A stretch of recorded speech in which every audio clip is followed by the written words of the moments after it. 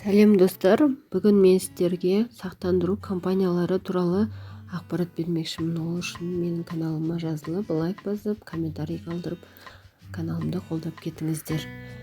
Сақтандыру ақшасын, яғни біз екі жағдайда қайтара аламыз.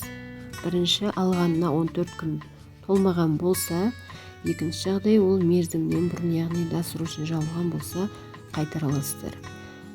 Енді қандай банк, қандай сақтандыру компанияларымен жұмыс істейді? Халық банк, ол Халық Лайфпен және Европейскиймен сақтандырылады. Екінші, Евразийский банк, СК Евразиямен сақтандырылады.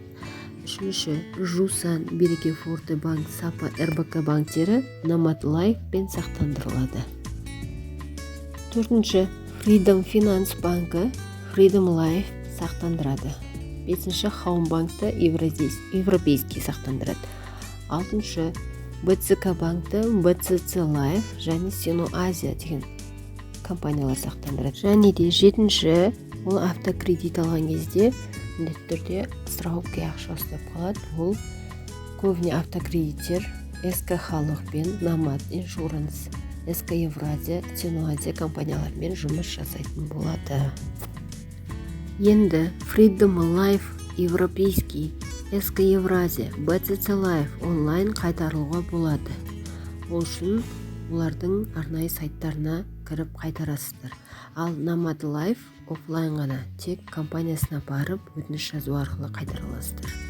Және де Сино Азия, Халық Life тек қана мерзімінен бұрын, яғни досрочно жабылған болса ғана қайтарады.